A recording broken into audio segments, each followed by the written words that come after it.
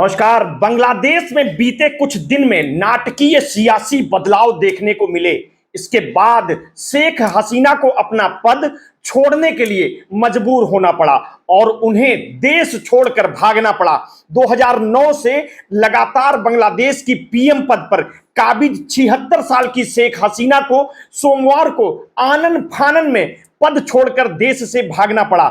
जून 1996 से जुलाई 2001 तक हसीना पहली बार बांग्लादेश की पीएम रही।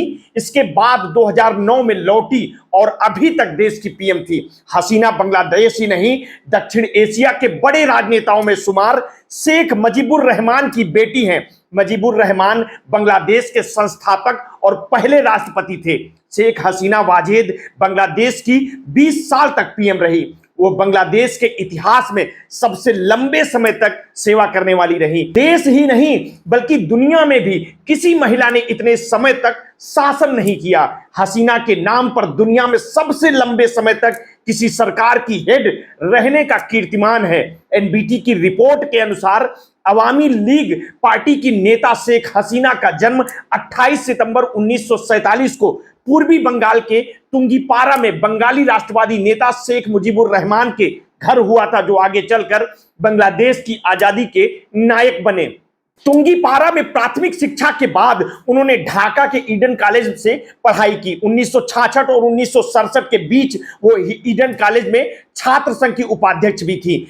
हसीना ने ढाका विश्वविद्यालय में बंगाली साहित्य की पढ़ाई और 1973 में स्नातक की उपाधि प्राप्त की। शेख हसीना ने एमए वाजेद से 1967 में शादी की थी। उनका 2009 में निधन हो गया था। शेख हसीना की राजनीति में एंट्री उनके पिता शेख मुजीब की 1975 में हुई हत्या के बाद हुई। पिता की हत्या के कुछ साल बाद बांग्लादेश लौटी हसीना ने साल 1981 अवामी लीग की कमान संभाली और साल 1991 में बांग्लादेश की संसद में नेता विपक्ष बनी। 1996 में वो चुनाव में उनकी पार्टी को जीत मिली और बांग्लादेश की प्रधानमंत्री बनी। अगला चुनाव यानी 2001 में वो हार गई। इसके बाद उनकी सत्ता में वापसी 2009 में हुई थी। इसके बाद वो यानी लगातार 4 बार 2009, 2014, 2018 और 2024 पीएम चुनी गई। आपको बता दें कि बांग्लादेश में बड़े स्तर पर हिंसक प्रदर्शन के बीच बड़ा सियासी संकट खड़ा हो चुका है। देश में शेख हसीना सरकार की तख्ता पलट हो चुकी है। सेना ने देश में अंतरिम सरकार बनाने का फैसला किया है। सेना ने लोगों से शांति बनाए रखने की अपील की है। इस बीच देश में प्रतिबंधित कट्टरपंथी इस्लामिक संगठन जमाते इस्लामी ने बड़ा ऐलान किया है। बांग्लादेश की प्रधानमंत्री शेख हसीना के देश छोड़ने के बाद देश की प्रतिबंधित विपक्षी पार्टी जमाते इस्लामी की बड़ी चेतावनी सामने आई है। जमाते इस्लामी ने अपने समर्थकों से अपील की है कि शेख हसीना जिस देश में रुके, ढाका में उसके दूतावास का घेराव किया जाए। शेख हसीना अभी भारत में है।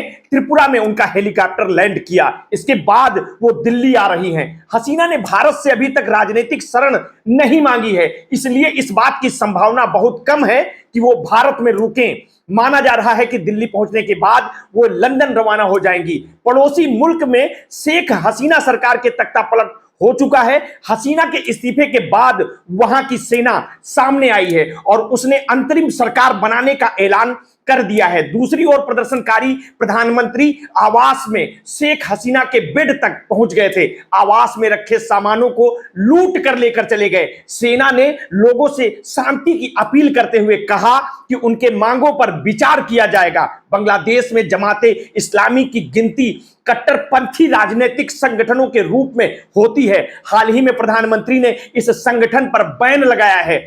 हसीना के इस फैसले को विरोधियों के पर कतरने के जैसा समझा गया है। सरकार की ओर से यह कदम ऐसे समय में उठाया गया जब देश में प्रदर्शन की आग में जल रहा था। माना जा रहा है कि सरकार की कार्रवाई के बाद यह कट्टरपंथी संगठन खुलकर छात्रों के साथ सड़क पर उतर गए। बांग्लादेश में इस राजनीतिक पार्टी की गिनती पूर्व पीएम खालिदा जिया के बांग्लादेश के नेशनल पार्टी की समर्थक वाली पार्टी में होती है। इसकी स्थापना 1941 में ब्रिटिश शासन के तहत अविभाजित भारत में हुई थी। 2018 में हाईकोर्ट के एक फैसले को मानते हुए चुनाव आयोग ने जमात का रजिस्ट्रेशन रद्द कर दिया था। इसके बाद यह पार्टी चुनाव लड़ने लायक नहीं रह गई। बांग्लादेश में हिंदुओं पर हुए हमले में इस पार्टी इसका नाम आता है। बांग्लादेश मुस्लिम बहुसंख्यक देश है, वहां पर हिंदू संख्यक हैं। मानवाधिकार संस्थान एमनेस्टी इंटरनेशनल ने भी अपनी रिपोर्ट में दावा किया था कि बांग्लादेश में जमाते इस्लामी की ओर से लगातार हिंदुओं को निशाना बनाया जा रहा है।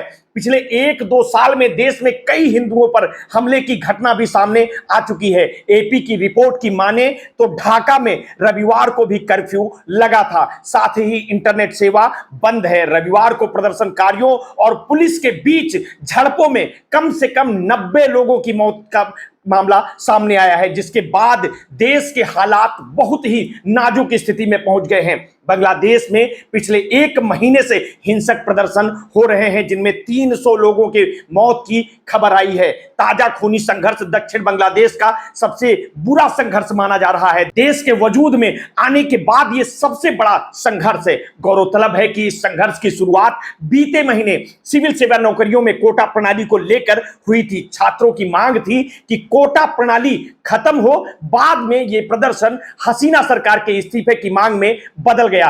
हसीना 2009 से देश की सत्ता पर काबिज थी। आगे की जो भी अपडेट होगी समय समय पर हम आपको देते रहेंगे। आपने अगर अभी तक हमारे इस चैनल को सब्सक्राइब नहीं किया है तो कर लीजिए, बेल आइकन दबाना ना भूलिए। अपने स्वास्थ्य के प्रति सचेत रहिए, सजग रहिए, अपना ध्यान रखिए। बहुत बहुत धन्यवाद। साधुवाद।